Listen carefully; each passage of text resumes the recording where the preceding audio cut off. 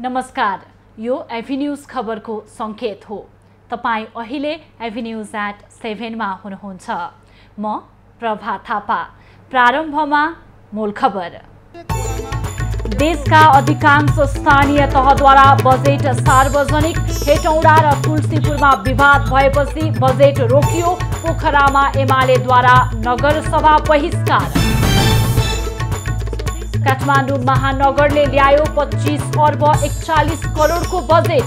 पूर्वाधार निर्माणलाई विशेष प्राथमिकता। 73,000 विनियोजन गरेका छौं।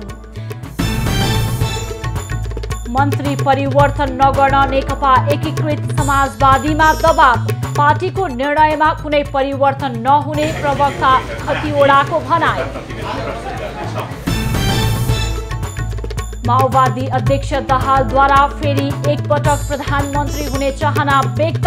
अवसर पाए तमाम कृतिहरूमाथि निर्मम प्रहार गर्ने भनाई।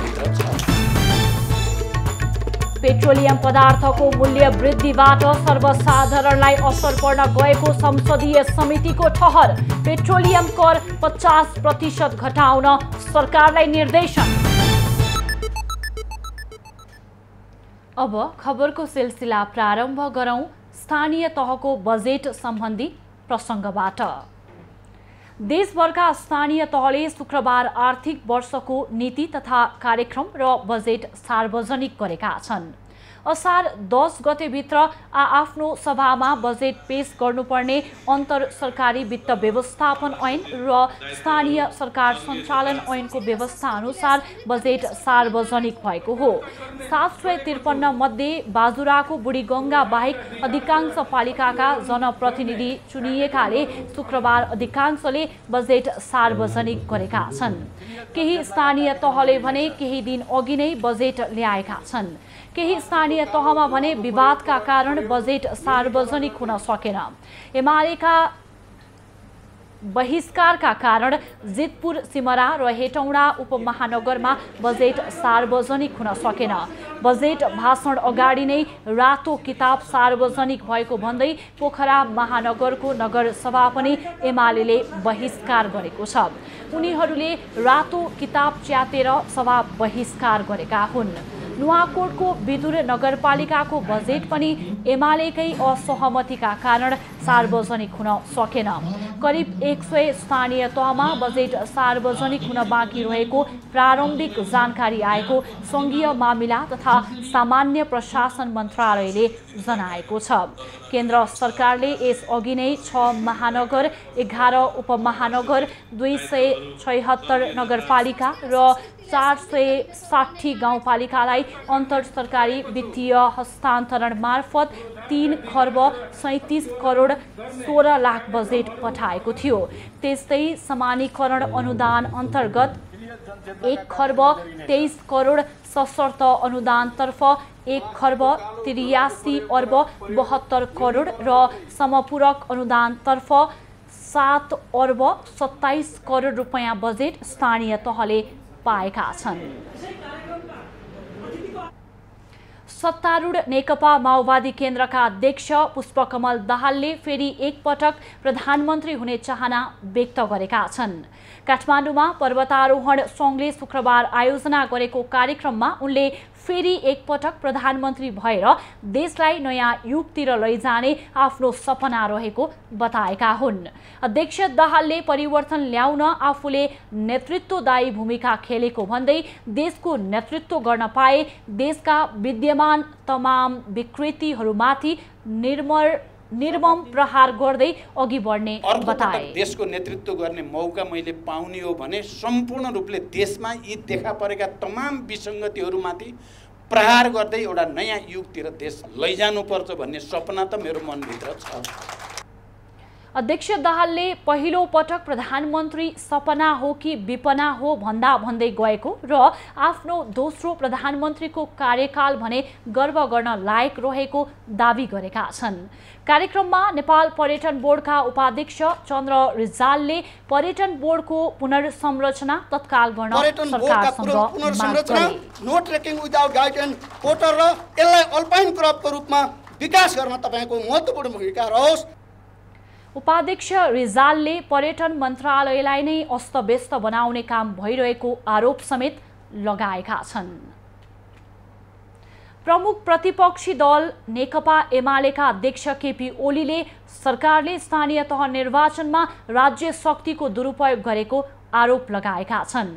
शुक्रबार काठमाडौँमा आयोजित पार्टी प्रवेश कार्यक्रममा उनले वैशाखमा सम्पन्न स्थानीय तह निर्वाचनमा सरकारले राज्य शक्तिको दुरुपयोग गरेको बताएका हुन्। राज्य शक्तिको दुरुपयोग गर्दै भद्दा र भ्रष्ट तरिकाबाट निर्वाचन गराएको अध्यक्ष ओलीको आरोप छ। यति राज्य शक्तिको दुरुपयोग गरिएको, यति भ्रष्ट निर्वाचन, पैसाको खोलो बगाइएको यति भ्रष्ट निर्वाचन मैले कहिले पनि देखाएको थिइनँ। यसपल्ट त्यस तहमा पुगेको छ, किनभने यसपल्ट सबभन्दा ठुलो लोकतान्त्रिक, सबभन्दा ठुलो क्रान्तिकारीहरूको मोर्चा छ नि, त्यसले गर्दाखेरि यस्तो बन्या रहेछ। अध्यक्ष ओलीले इतिहासमै पहिलो पटक 5 दलीय गठबन्धनले निर्वाचनमा निर्लज्ज ढङ्गले धाँधली गरेको दावी गरेका छन्। अध्यक्ष ओलीले एमालेले सहकार्य गर्न सक्ने शक्तिलाई साथ लिएर अघि बढ्ने बताएका छन्। अध्यक्ष ओलीले आफूले कुनै नेतालाई पार्टीबाट नलखेटेको समेत बताएका छन्। माओवादी अध्यक्ष पुष्पकमल दाहाललाई आफूले नलखेटेको, बरु उल्टै एकता कायम गर्दाको इमान्दारिता नदेखाएको आरोप उनको थियो। कार्यक्रममा नेकपा माओवादी केन्द्रका दाङ जिल्ला इन्चार्ज एवं केन्द्रीय सदस्य जीवन गौतम नेकपा एमालेमा प्रवेश गरेका थिए। नेकपा एकीकृत समाजवादीले मन्त्री परिवर्तन गर्ने पार्टीको निर्णयमा कुनै परिवर्तन नहुने स्पष्ट पारेको छ।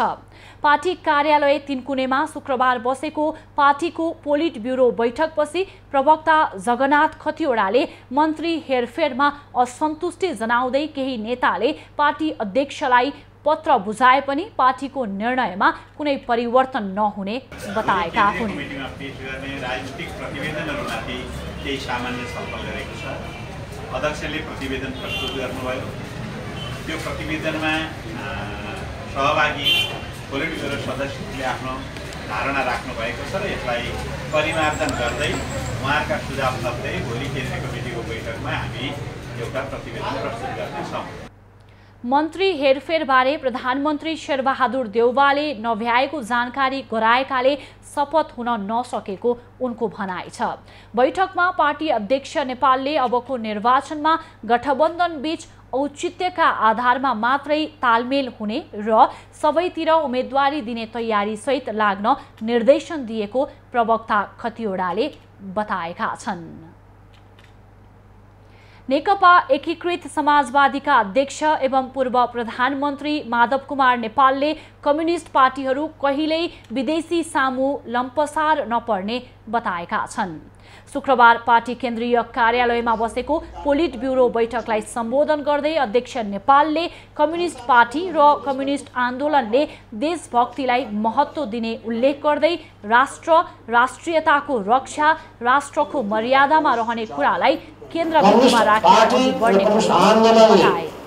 देशभक्तिलाई महत्त्व दिन्छ, विदेशीहरूको सामु लम्पसार पर्दैन, विदेशीहरूका सामु घोडा टेक्दैन, विदेशीहरूका इसारामा नाच्दैन, विदेशीहरूको स्वादमा चल्दैन। अध्यक्ष नेपालले परिस्थितिको विश्लेषण गर्नु अहिलेको आवश्यकता रहेको भन्दै परिस्थितिको ठोस विश्लेषण गर्न सके मात्र सही नीति तर्जुमा गर्न सकिने र पार्टी बलियो बन्ने विचार राखेका थिए। राष्ट्रिय सभाका अध्यक्ष गणेश प्रसाद तिमल सिन्हाले सरकारका मन्त्रीहरूलाई राष्ट्रिय सभाको बैठकमा तोकिएकै समयमा उपस्थित हुन रुलिङ गरेका छन्। मन्त्रीहरू सङ्घीय संसदप्रति उत्तरदायी हुने संविधानले व्यवस्था गरेको सम्झाउँदै अध्यक्ष तिमल सिन्हाले सदनमा उपस्थित भई आफ्नो मन्त्रालयसँग सम्बन्धित कार्यसूची अगाडि बढाउनु र सदनमा उठेको प्रश्नको जवाब दिनु सम्बन्धित मन्त्रीको जिम्मेवारी रहेको बताए। मन्त्रीहरूको जिम्मेवारी हो। लोकतान्त्रिक प्रणालीमा सार्वजनिक जवाफदेहिताको विशेष महत्त्व हुन्छ। तसर्थ म नेपाल सरकारका मन्त्रीहरूलाई राष्ट्रिय सभाको बैठकमा तोकिएको ठिक समयमा उपस्थित भई सदन मार्फत जनताप्रति जवाफदेही बन्न रुलिङ गर्दछु। अध्यक्ष तिमल सिन्हाले लोकतान्त्रिक प्रणालीमा सार्वजनिक जवाफदेहिताको विशेष महत्त्व हुने पनि बताएका छन्। नेपाली कांग्रेसका सांसद जितेन्द्र नारायण देवले संसदको चालू अधिवेशनमै नागरिकता सम्बन्धी विधेयक ल्याउन सरकारलाई आग्रह गरेका छन्। राष्ट्रिय सभाको शुक्रबारको बैठकमा विशेष समयमा उनले संसदको चालू अधिवेशनमा नै नागरिकता सम्बन्धी विधेयक ल्याउन सरकारलाई आग्रह गरेका हुन्। उनले नागरिकताको विषय संवेदनशील भएकाले सहमतिमा अगाडि बढ्नुपर्ने बताए। अन्तरिम संविधानमा जुन नागरिकता सम्बन्धी व्यवस्था थियो त्यो हुबहु त्यो सिनेरियो पछि यो आएको हो, त्यो सिनेरियो पछि आएको हो।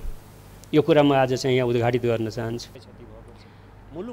नेकपा माओवादी केन्द्रका सांसद सुरेश कुमार आले मगरले आमाको नाममा नागरिकता दिन कन्जुस्याइ गर्नु नहुने बताएका छन्। उनले चालू संसद अधिवेशनमा नै नागरिकता विधेयक ल्याएर नागरिकताको समस्या समाधान गर्नुपर्नेमा जोड दिए। हुन्छ। त्यसैले यो नागरिकताको विधेयक पनि चाहिँ ल्याइयोस् भन्ने कुरा म राख्न चाहन्छु र आमाको नाममा नागरिकता दिने कुरा लाई पनि म पनि जोरदार रूपमा चाहिँ के त भन्दाखेरि समर्थन गर्न चाहन्छु। सांसद आलेले महँगीले जनताको ढाड सेकेको भन्दै जनताले कुनै राहत नपाएको तर्फ सरकारको ध्यानाकर्षण समेत गराएका छन्। खबरको सिलसिला अझै जारी छ, हामी सँगै रहनुहोला। अब बाँकी खबर। गृहमन्त्री बालकृष्ण खाँडले मुलुकको आर्थिक सङ्कटलाई पार लगाउन सरकार र निजी क्षेत्रबीच सहकार्य आवश्यक रहेको बताएका छन्। शुक्रबार नेपाल उद्योग वाणिज्य महासङ्घ लुम्बिनी प्रदेशको चौथो प्रदेश सभाको भैरहवामा उद्घाटन गर्दै उनले आर्थिक सङ्कट पार लगाउन सहकार्य हुनुपर्ने बताएका हुन्। मन्त्री खाँडले निजी क्षेत्रसँग खुला छलफल र सहकार्य गर्न सरकार सकारात्मक रहेको बताए। तपाईहरुलाई अप्ठ्यारो पारेर सरकार कहाँबाट चल्छ? चल्नै सक्दैन नि। सरकार सञ्चालनका लागि त नागरिकै सहयोग चाहिन्छ। सरकार सञ्चालनका लागि जतिसुकै आदर्शवादी कुरा गरे तापनि सरकारलाई पनि बजेट चाहिएन। कार्यक्रममा नेपाल उद्योग वाणिज्य महासङ्घका अध्यक्ष शेखर गोल्छाले वित्तीय तरलताका कारण मुलुकमा आर्थिक सङ्कट निम्तिएको बताएका छन्, तर अहिलेको सङ्कट टार्न सकिने किसिमको रहेको उनको भनाइ छ। अर्थमन्त्री जनार्दन शर्माले पछिल्लो समय नयाँ प्रविधिबाट भइरहने डिजिटल कारोबारको अध्ययन लेखा परीक्षकहरूले गर्नुपर्ने बताएका छन्। शुक्रबार नेपाल चार्टर्ड अकाउन्टेन्ट्स सङ्घ क्यानको 37औं वार्षिक साधारण सभामा अर्थमन्त्री शर्माले डिजिटल कारोबार बढ्दै जाँदा अर्थतन्त्रमा समस्या देखिएकाले डिजिटल कारोबारको अध्ययन लेखा परीक्षकहरूले गर्नुपर्ने बताए। म्यानुअली काम गर्ने अवस्थामा छौँ, त्यसकारण तमाम क्षेत्रहरूमा यहाँहरूको अध्ययन अनुसन्धान र आफ्नो पेसागत क्षेत्रबाट सहयोग हुने गरिराख्नु भएकोमा धन्यवाद दिँदै थप अध्ययन अनुसन्धान सहित यहाँहरूले अझ थप मद्दत गर्ने अपेक्षा पनि राखेँ। महालेखा परीक्षक टङ्कमणि शर्माले अनलाइन प्रणालीबाट लेखा परीक्षणको काम गर्दा सजिलो र छिटो हुने भए पनि कर्मचारीमा प्रविधिको जानकारी नहुँदा ठुलो समस्या हुने गरेको बताए। कति कामहरू गरिरहन्छौँ, अब हिसाबको कुरा भर्चुअली गर्नु पर्यो अथवा आइटीको सिस्टमबाट गर्नु पर्यो, बडा समस्या छ कि त्यो गाह्रो छ। त्यसले गर्दा त्यसमा चाहिँ अलिकति बढी चाहिँ कन्सल्टेन्टै हुनुपर्छ। मलाई आफैलाई फिल भएको छ, यसपटकदेखि हाम्रो चाहिँ होल अडिटको सिस्टम नै अनलाइन सिस्टमबाट गरिरहेको छ। कार्यक्रमका अन्य वक्ताहरूले डाक्टर, इन्जिनियर, पाइलट र वकिलहरूको सुझाव वा काम सबैले मान्ने गरे पनि अडिटरको सुझाव मान्न छाडेको गुनासो गरेका थिए। शहरी विकास मन्त्री रामकुमारी झाँक्रीले मन्त्री परिवर्तन भए शहरी विकासका नयाँ नीतिहरू शून्यबाट निर्माण गर्नुपर्ने बताएकी छन्। शुक्रबार प्रतिनिधि सभा अन्तर्गतको विकास तथा प्रविधि समितिको बैठकमा उनले शहरी विकासका लागि ड्राफ्ट भएका सबै नयाँ नीतिहरू मन्त्री परिवर्तन भए शून्यबाट बनाउन सुरु गर्नुपर्ने बताएकी हुन्। मन्त्री फेरिदा के भइरहेको कुरा जानकारी नहुने भन्दै सरकार परिवर्तन हुँदा नयाँ सहमति योजना र नीति बनाएर शून्यबाट काम सुरु गर्नुपर्ने अवस्था रहेको मन्त्री झाँक्रीको भनाइ छ। जग्गा किनेर गर्ने हो भने भौतिक पूर्वाधार मन्त्रालयले बनाउने हो बाहिरी चक्रपथ, ल्यान्ड पुलिङ गर्ने हो भने शहरी विकास मन्त्रालयले गर्ने हो। यो ल्यान्ड पुलिङको माध्यमबाट गर्ने भनेरै बनायो। तर आज ल्यान्ड पुलिङ गर्ने अहिले हामीले जहाँ जहाँ त्यसको पहिलाको डिपिआर बनाएको छ त्यो ठाउँमा हेर्ने हो नि ल्यान्ड पुलिङ गर्ने फिजिबल अवस्था छ कि छैन। मन्त्री झाँक्रीले काठमाडौँ उपत्यका विकास प्राधिकरण खारेज गर्ने कुरा पूर्वाग्रह मात्रै भएको बताइन्। उनले प्राधिकरणलाई खारेज नभएर प्राधिकरणले गर्ने कामको प्रक्रियालाई सुधार गरेर लैजानुपर्ने आवश्यकता रहेको बताएकी छन्। मन्त्री झाँक्रीले काठमाडौँ उपत्यकामा सांसद मन्त्रीहरूले नै आफ्नो इन्ट्रेस्टको क्षेत्रमा सडक कालोपत्रे गर्न प्राधिकरणको स्रोत प्रयोग गरेको आरोप लगाइन्। उनले बाहिरी चक्रपथ जग्गा किनेर बनाउने भए शहरी विकास मन्त्रालय प्राधिकरणले नभएर भौतिक पूर्वाधार मन्त्रालयले बनाउनु पर्नेमा जोड दिइन्। पूर्व मन्त्रीहरूले 17 वर्षदेखि बाहिरी चक्रपथ बनाउने कुरालाई गफमै सीमित गरेको उनको आरोप रहेको थियो। प्रदेश सभा सचिवहरूले प्रदेश संसदलाई आवश्यक कानुन निर्माण गर्ने अधिकार भए पनि संघीय सरकारले असहयोग गरेको गुनासो गरेका छन्। उनीहरूले प्रदेश संसदलाई आवश्यक कानुन ऐन बनाउने अधिकार भए पनि त्यो अधिकार अहिलेसम्म पनि प्रदेशलाई दिन नसकेको बताएका हुन्। संसद सचिवहरूले प्रदेशलाई आवश्यक पर्ने कानुन बनाउन संघीय सरकारलाई सोधिरहनुपर्ने व्यवस्था रहेको भन्दै संघीयताको पूर्ण अधिकार प्रदेश सरकारलाई दिन यो चाहिन्छ, यो विषय दिनुहोस् भनेपछि उहाँले ड्राफ्ट दिने मात्रै हो। उहाँले ड्राफ्ट दिँदैमा चाहिँ मतलब के छ भने चाहिँ आँखा सिमलेर त आफूले पास गरिदिँदैन नि, यहाँ पनि छलफल हुन्छ नि, त्यो भएन क्या। हाम्रो चाहिँ मतलब मागेको कुराहरू पनि दिइएन क्या। यहाँ त्यो प्रयास जारी छ। अब हामी गर्छौँ गर्दैनौँ अर्कै कुराहरू, त्यो त एक किसिमको असहयोग हो नि। संघीय सरकारले चाहेमा र अनुमति दिए मात्रै प्रदेशले कानुन निर्माण गर्न सक्ने भन्दै संघीय सरकारले प्रदेश सरकारलाई कानुन निर्माणमा सहयोग गर्नुपर्ने आवश्यक रहेको प्रदेशका सचिवहरूको भनाइ छ। कर्मचारीको संख्या कमी भएकाले कार्य सम्पादनमा समस्या आइरहेको उनीहरूको भनाइ छ। कार्यकारी कर्मचारी चाहिँ ठ्याक्क 12 जना मात्र छ। अरू चाहिँ कार्यालय सहयोगी र हलुका सवारी चालकमा हुनुहुन्छ। अरू पदहरू रिक्त नै छ। यही कर्मचारीहरूबाट चाहिँ सबै सभा सञ्चालन, समिति सञ्चालन अनि सचिवालय सञ्चालन गर्नुपर्ने सन्दर्भमा साह्रै चुनौतीपूर्ण छ। प्रदेश संसदका सचिवहरूले प्रदेश संसदमा कर्मचारीको आकर्षण नरहेको भन्दै प्रोत्साहन भत्ता राखेर सेवा सुविधामा वृद्धि गर्नुपर्ने माग समेत गरेका छन्। मूलधारका दलहरूको विकल्पमा नयाँ शक्ति र साझा विवेकशीलको उदय भयो। तर डाक्टर बाबुराम भट्टराईले नेतृत्व गरेको नयाँ शक्ति अस्तित्वमै छैन। साझा विवेकशील घिटिघिटीको अवस्थामा रहेको छ। विशेष खबरको साथमा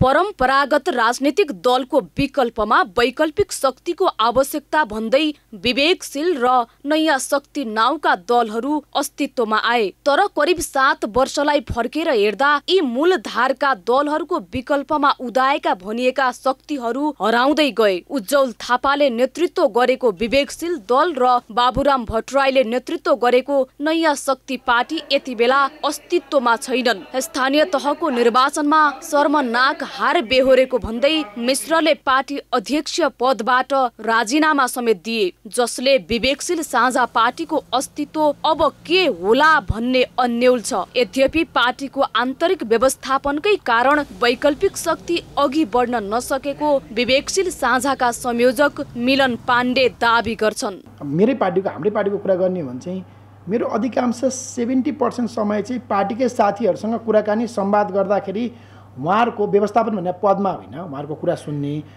झगडा मिलाउने, विवाद मिलाउने त्यो कुरामा चाहिँ गइरहेको छ कि मैले पनि सेल्फ रिफ्लेक्ट गर्दाखेरि चाहिँ।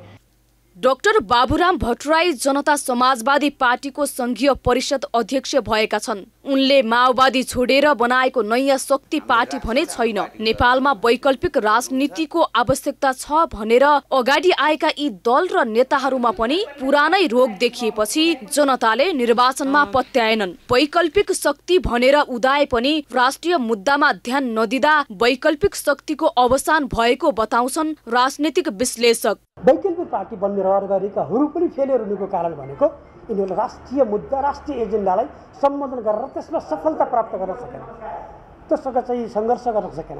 राष्ट्रिय एजेन्डाको राष्ट्रिय मुद्दा बोकेर जब पार्टीहरू आउँदैनन् भनेदेखि ती पार्टीहरू राष्ट्रिय दलको रूपमा स्थापित हुन गाह्रो हुन्छ।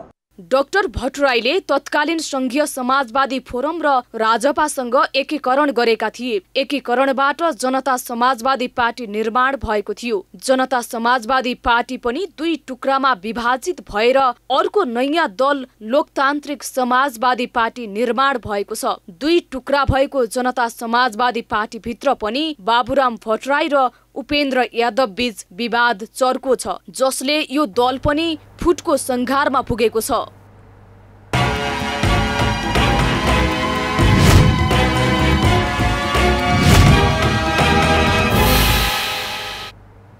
नदीजन्य वस्तु उत्खननमा अनियमितता गर्ने बाराको जितपुर सिमरा उपमहानगरपालिकाका तत्कालीन प्रमुख प्रशासकीय अधिकृत सहित 3 जना विरुद्ध अख्तियार दुरुपयोग अनुसन्धान आयोगले 5.25 करोड रुपैयाँ बिगो कायम गर्दै विशेष अदालतमा मुद्दा दायर गरेको छ। उपमहानगरपालिका अन्तर्गत पर्ने पसाहा र बालगङ्गा खोलाबाट नदीजन्य वस्तु उत्खनन, सङ्कलन तथा बिक्री बापतको रकम हिनामिना गरेको आरोपमा अख्तियारले आज प्रमुख प्रशासकीय अधिकृत शिवराज थेडाई तथा ठेकेदारहरू ओम शङ्कर प्रसाद र मीरा कुमारी श्रेष्ठ विरुद्ध मुद्दा दायर गरेको हो। अख्तियारले 3 जनामाथि 5 करोड 26 लाख 687 रुपैयाँ बिगो बमोजिम जरिवाना र कैद सजाय माग दाबी सहित विशेष अदालतमा आरोप पत्र दायर गरेको हो। बाराका 2वटा खोलाबाट नदीजन्य वस्तु उत्खनन गर्दा कायम गरिएको रकम र त्यस बापतको मूल्य अभिवृद्धि कर हिनामिना गरेको अख्तियारको दाबी छ। मिलेमतोमा 79,79,979 रुपैयाँ राजस्वमा दाखिला नभएको अख्तियारको आरोप पत्रमा उल्लेख छ। सेडाई विरुद्ध अख्तियारले 1 करोड 20 लाख 28,090 रुपैयाँ, न्यून पाथिभरा सप्लायर्सका सञ्चालक मीरा कुमारी श्रेष्ठ विरुद्ध 1 करोड 66 लाख 72,600 रुपैयाँ बिगोसँगै सोही अनुसार जरिवाना र कैद सजाय गरेको छ। पछिल्लो समय काठमाडौँमा हैजाका बिरामीको संख्या बढ्दो क्रममा छ। बिहिबार मात्र पुनः 1 जनामा हैजा पुष्टि भएसँगै यो संख्या 5 पुगेको छ। अझै केहीको नमुना परीक्षणका क्रममा रहेकाले हैजाका बिरामी बढ्न सक्ने भन्दै सतर्कता अपनाउन चिकित्सकले सुझाव दिएका छन्। हैजा भिब्रियो कोलोरी नामक जीवाणुको संक्रमणका कारण हुने गर्दछ। सामान्यतया झाडा पखाला जस्तो देखिने यो रोग झाडा पखाला भन्दा केही गम्भीर प्रकृतिको हुने गर्दछ। हैजाको जीवाणु संक्रमण भएको केही घण्टादेखि 5 दिनभित्र यसका लक्षणहरू देखा पर्दछ। हैजाको संक्रमण झाडा पखाला भन्दा छिटो फैलिने तथा यसले स्वास्थ्यमा पार्ने जटिलता समेत गम्भीर हुने भएकाले समयमा उपचार नभएमा मृत्यु समेत हुने गर्दछ। हैजा चाहिँ एक ठाउँमा मात्र त्यो केन्द्रित छैन, काठमाडौँको विभिन्न ठाउँहरूमा देखेछ फ्याटाफुट। यसको मतलब चाहिँ ती ठाउँहरूमा खानेकुराको माध्यम या मानिसको आवतजावतको माध्यम अथवा पानी, अझ मैले पानीलाई फेरि दिएँ किनभने कुनै ठाउँमा तयार पारेको पानी धेरै ठाउँमा चाहिँ त्यो वितरण गरिन्छ, त्यसले गर्दाखेरि चाहिँ त्यो सम्भावना चाहिँ म बढी देख्छु। काठमाडौँमा एक साता अघि बागबजारका 2 जनामा हैजा पुष्टि भएको थियो। त्यसको लगत्तै काठमाडौँमा हैजाका बिरामीको संख्या बढेर 5 पुगेको छ। हैजाको संक्रमण छिटो फैलिने भएकाले अझै यसका बिरामी बढ्न सक्ने अनुमान चिकित्सकहरूको छ। साथै पछिल्लो समय छाडा पखालाका समस्या लिएर शुक्रराज ट्रपिकल तथा सरुवा रोग अस्पतालको आकस्मिक कक्षमा पुग्नेको संख्या समेत अहिले बढ्दो छ। हालसम्म देखिएको हैजा O1 ओगावा सेरोटाइपको रहेको छ। यो प्रकारको हैजाले छिट्टै महामारीको रूप लिन सक्ने भएकाले विशेष सतर्कता अपनाउन आवश्यक रहेको छ। सिजन त तपाईको यो जेठ असार साउन भदौसम्म डर त हुन्छ, किनभने यही बेलामा चाहिँ नि पानीहरू प्रदूषित हुने र चाहिँ नि यो प्रदूषित खानाबाट यो चाहिँ नि सर्ने फैलिने डर हुन्छ। त्यही भएर चाहिँ अहिले पनि हामीहरू चाहिँ नि यो सतर्क हुन सजग हुन चाहिँ आवश्यक छ। पछिल्लो समय हैजाका बिरामी बढ्न थालेसँगै यसको महामारीको जोखिम समेत बढेको छ, जसबाट बच्न स्वस्थकर खानेकुरा खाने, पानी उमालेर वा शुद्धिकरण गरेर मात्र पानी पिउने तथा हातको सरसफाइमा ध्यान दिन चिकित्सकको आग्रह छ। विज्ञहरूले परिवार नियोजनको साधनले मुलुकमा मातृ तथा शिशु मृत्यु दरमा उल्लेख्य रूपमा कमी ल्याएको बताएका छन्। स्वास्थ्य सेवा विभाग परिवार कल्याण महाशाखाद्वारा शुक्रबार आयोजित एक कार्यक्रममा परिवार नियोजनको प्रयोगले मुलुकमा 30% मातृ मृत्यु दरमा कमी आएको बताएका हुन्। कार्यक्रममा विज्ञहरूले मुलुकको कुल प्रजनन दरमा देखिएको कमीका लागि 10.84%, दम्पति साथमा नरहनु 10.55%, विवाहको उमेर बढ्नु 5.21%, गर्भपतन तथा 4.4% गर्भनिरोधक साधनको प्रयोग देखिएको जनाएका छन्। तर प्रजनन दरमा कमी आए पनि जनसङ्ख्या भने आगामी दिनमा समेत कमी नआउने दाबी विज्ञहरूको छ। निरन्तर गिरावट हुँदै आएको नेप्से परिसूचक शुक्रबार भने सामान्य अङ्कले वृद्धि भएको छ। शुक्रबार नेप्से परिसूचक 13.78 अङ्कले बढेर 1862.06 बिन्दुमा पुगेको हो। शुक्रबार कारोबारमा आएको 223 कम्पनीको 35,41,537 खेता सेयर 1,15,12,00,000 रुपैयाँ बराबरको सेयर कारोबार भएको छ। कारोबार रकम भने अघिल्लो कारोबारको भन्दा कम भएको छ। नेप्सेका 13 उपसूचकहरूमध्ये 12वटा उपसमूहको सूचक बढेको छ भने म्युचुअल फन्ड उपसूचकमा भने गिरावट आएको छ, जसमा फाइनान्स उपसमूहको सूचक सर्वाधिक 1.91%ले बढेको छ भने यता म्युचुअल फन्ड उपसमूहको सूचक 0.67%ले घटेको छ। त्यस्तै शुक्रबार कारोबारमा आएको एन्डी ग्रुप पावर कम्पनीको सेयर सकारात्मक सर्किट लेभलमा कारोबार भएको छ भने CYC नेपालको सेयर मूल्य पनि 8.21%ले बढेको छ। तर आँधीखोला लघुवित्त वित्तीय संस्थाको सेयर मूल्य भने 7.88%ले घटेको छ। कारोबार रकमको आधारमा 8,63,63,00,000 रुपैयाँ बराबरको कारोबार गरेर कुमारी ब्याङ्क शीर्ष स्थानमा रहेको छ। धितोपत्र बोर्डले शेयर बजार लगानीकर्ताको माग पूरा गर्ने लिखित सम्झौता गरेपछि तिलक कोइरालाले आमरण अनसन अन्त्य गरेका छन्। असार 1 गतेदेखि अनसन बसेका कोइरालाले नेपाल धितोपत्र बोर्डका अध्यक्ष रमेश हमालको हातबाट जुस पिउँदै अनसन तोडेका हुन्। पुँजी बजार सुधार र विस्तारका लागि गठित सङ्घर्ष समितिको माग कार्यान्वयन गर्ने विषयमा 19 बुँदे सहमति भएको हो।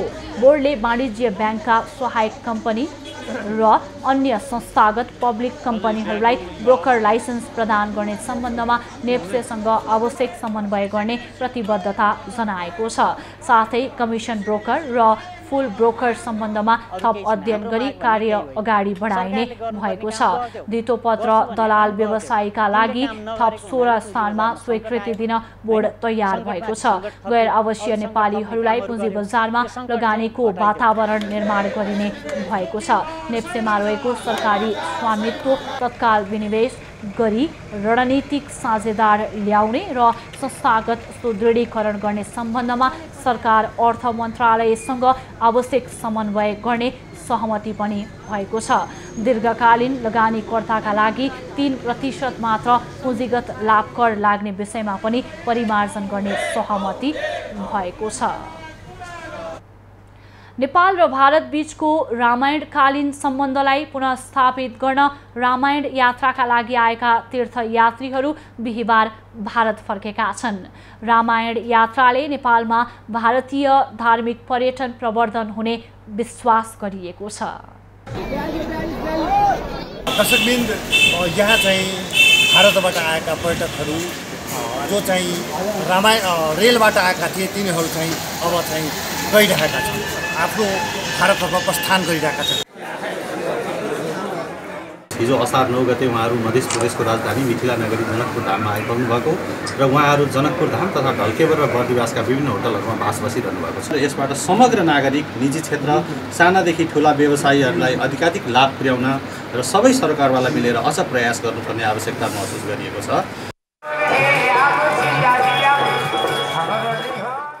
घूमे फिरे, हमें बहुत ही ज़्यादा अच्छा महसूस हुआ। अच्छा, सीता जी का नहिरा आए हैं, सीता जी के गांव आए, कैसे फील हुआ? बहुत ही ज़्यादा अच्छा महसूस हुआ, लगा अपने ही मायके आए हैं। और 10-11 मंदिर घुमा देता है वो हमें, बहुत अच्छे। इसलिए मैं कहूँगी कि नेपाल में सभी आएँ और मोदी जी ऐसे ही, हमारे मोदी जी बहुत लंबी उम्र जी हैं और ऐसे प्रोग्राम बनाते रहें, ऐसी ट्रेन चलाते रहें। ऐसे ही आप लोग भी इसी यात्रा के द्वारा भारत में भ्रमण करें और हम सब भारत में मौका दें और हम आपका इससे भी अच्छा और स्वागत करें। ऐसा लग रहा है दोनों देशों में अच्छी दोस्ती रहे और जो है लोग बाग यहाँ आते रहें। इतना हमारा स्वागत हुआ है, इतना हमने सोचा भी नहीं था। ऐसा लग रहा है हम अपने यहीं आए हैं, जैसे लिखा हुआ था कि ननिहाल, ऐसा लग रहा है कि वाकई में हम अपने ननिहाल ही आए हैं। भोलिका दिनमा यो मध्य प्रदेशलाई धार्मिक पर्यटकको रूपमा हामी व्यवस्थित गर्न सक्छौँ र यसले हाम्रो आर्थिक समृद्धिको पाटोलाई मजबुतीका साथ बढाउनको लागि हिजो जुन पर्यटकहरू आउनुभयो र आज फर्किँदै हुनुहुन्छ, यसले एउटा ठुलो फर्को मार्ने म विश्वास गरेको छु। जनकपुरमा 2 दिवसीय यात्राका क्रममा जनकपुर रेलवे स्टेसन नजिक चाहिँ मुख्यमन्त्री र पर्यटन मन्त्रीले स्वागत गरेका थिए भने जानकी मन्दिर, गङ्गा आरती, धनुषाधाम लगायतका स्थलहरूमा उहाँहरू घुमेका छन् र यसले चाहिँ भारतीय पर्यटकहरू जनकपुरमा आउने वातावरण बनिरहेको कुरा आयोजकहरूले बताइरहेका छन्। एबी न्युज खबरका लागि सुजित कुमार झा, जनकपुर धाम। खबरको सिलसिला अझै जारी छ, हामी सँगै रहनुहोला। अब पालो खास खबरको।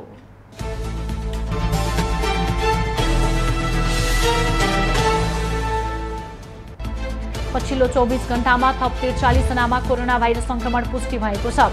1852 जनाको पीसीआर परीक्षणमा 32 जना र 1703 जनाको एन्टिजेन परीक्षण गर्दा संक्रमित थपिएका हुन्। 14 जना निको भएसँगै देशभर 181 जना सक्रिय संक्रमित रहेका छन्। नेपालमा हालसम्म कोरोनाबाट 11952 जनाको मृत्यु भएको छ।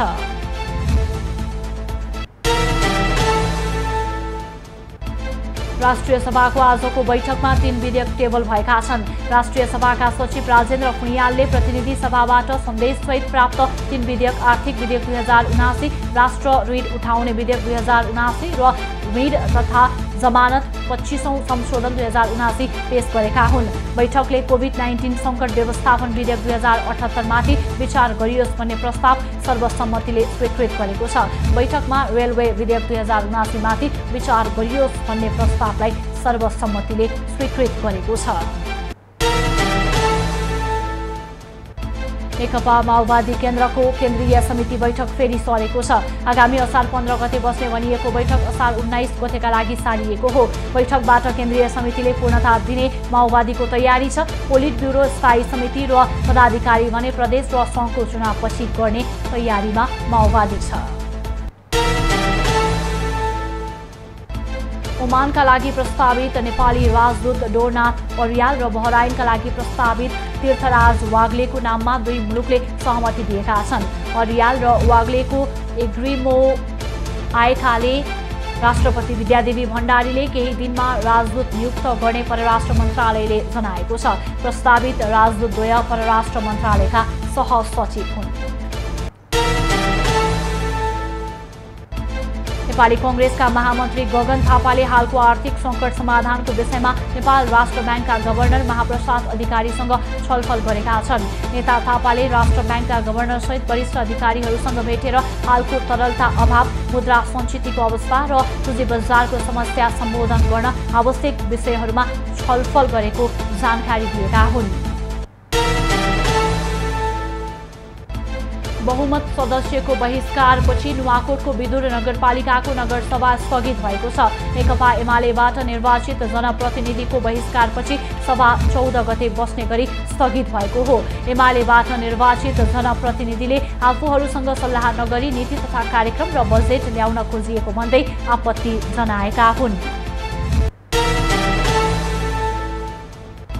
दृष्टिबन्धकबाट स्थानीयलाई ऋण दिएका नवलपरासीका 2 जना मिटर ब्याजीलाई प्रहरीले पक्राउ गरेको छ। पश्चिम नवलपरासीको प्रतापपुर गाउँपालिका र सुस्ता गाउँपालिकामा दृष्टिबन्धक राखी ऋण दिएका 2 मिटर ब्याजीलाई प्रहरीले पक्राउ गरेको हो। पक्राउ पर्नेमा प्रतापपुर 9 का सुनिल बानिया र जगदीश बानिया रहेका छन्।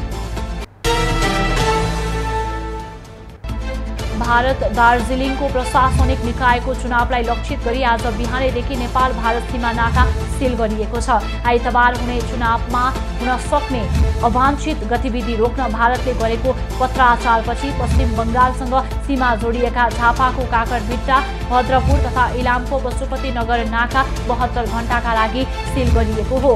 सोमबार बिहानसम्म अत्यावश्यक बाहेकका काममा नाका वारपारमा पूर्ण निषेध गरिएको छ। नेपाली चलचित्र घनचक्कर आजबाट प्रदर्शनीमा आएको छ। फिल्म घनचक्कर निर्माण सुरु भएको 4 वर्षपछि शुक्रबारबाट देशभरका सिनेमा हलमा प्रदर्शन भएको हो। नायक सौगात मल्ल अभिनीत कबड्डी 4 र दिपेन्द्र के खनाल निर्देशित फिल्म चिसो मान्छे हलमा प्रदर्शनी भइरहँदा घनचक्करले धेरै हलहरू भने पाउन सकेको छैन।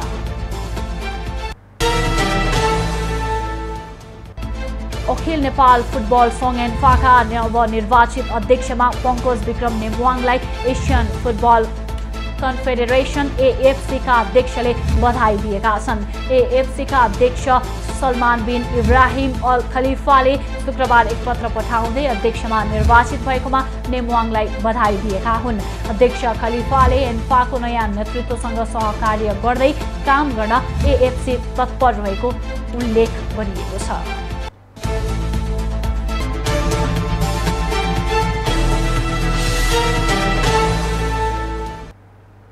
अब पालो एभिन्यूज एट मौसमको।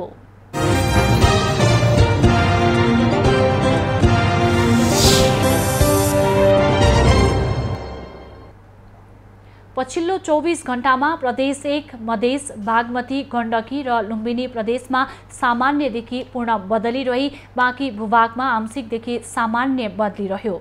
आज राति प्रदेश 1, मधेस, बागमती, गण्डकी र लुम्बिनी प्रदेशका धेरै स्थानका साथै बाँकी प्रदेशका केही स्थानमा मेघ गर्जन र चट्याङसहित हल्कादेखि मध्यम वर्षाको सम्भावना रहेको जल तथा मौसम पूर्वानुमान महाशाखाले जनाएको छ। काठमाडौँ उपत्यकाको आजको अधिकतम तापक्रम 29 डिग्री सेल्सियस र न्यूनतम तापक्रम 20 डिग्री सेल्सियस मापन गरियो। आज देशभरको मौसम कस्तो रह्यो त? हेरौँ देशका विभिन्न स्थानको मौसमी अवस्था।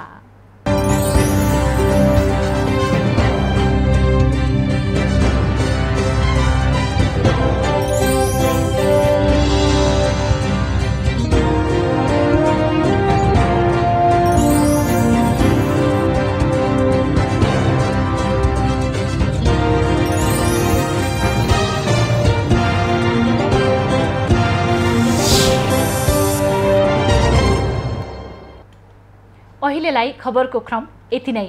आइभी न्युज खबरका यी सहित अन्य विस्तृत खबरका लागि www.ivnews.tv लगअन गर्न सक्नुहुनेछ। युट्युब, फेसबुक र ट्विटरमा पनि हामीलाई फलो गर्न सकिनेछ।